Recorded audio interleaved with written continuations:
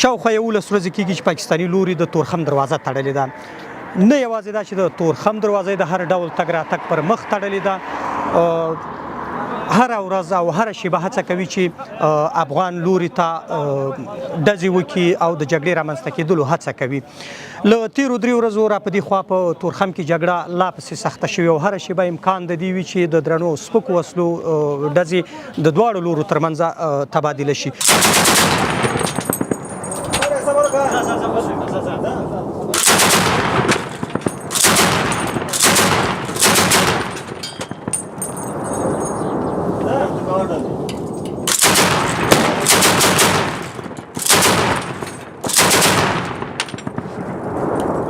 خو دا ډزې ډېر کله لومړی د پاکستان لخوا پیل کېږي. پاکستان دغه جګړه په دې اساس شروع کړې وه چې افغان ځواکونو په تورخم کې د ډیورنډ فرضي کرښې ته ورڅېرمه د افغانستان په خاوره کې غوښتله چې نوي تاسیسات جوړ کړي چې پاکستاني لوري د همدې عمله له افغان لوري سره جګړه پیل کړې وه.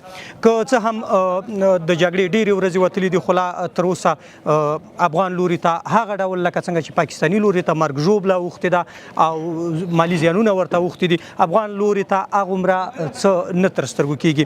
همدا شیبه موږ په تورخم کې قرار لرو. د جګړې په لومړۍ کرښه کې موږ دلته د مسؤلینو سره به خبرې کوو، هغه څوک چې دلته جګړه رهبري کوي د دوی سره به خبرې کوو، د دوی نظر به اخلو، د مجاهدینو سره د سرتیرو سره به هم خبرې کوو چې د دوی روحیات څنګه ده، د دوی فکر څنګه دی، د پاکستان په وړاندې په جګړې کې مورال څنګه دی، د دوی سره به هم خبرې کوو. هیله ده تر پایه را سره تم رحمان خو قاری عباس حنفي دی او د 200 خالد ابن ولید قل اردو د عبدالله بن مسعود د دریم پلې و د دوهم پیاده کنډک مسؤلیت ما په غاړه باندې. دلته خو د څو ورځو راهیسې د تورخم په دې فرضي کرښه باندې جنګ روان دی او نن به دوی د خوان ډزونه کېدل، به په جوابي برید کې الحمدلله چې مجاهدینو ترتیب ورته برابر کو او په دوی باندې مو جوابي برید وکړو. نو د برید په پیله کې دوی چې څومره نقاط دي او څومره مهم هدفونه دا ټول موږ تر برید لاندې راوستل.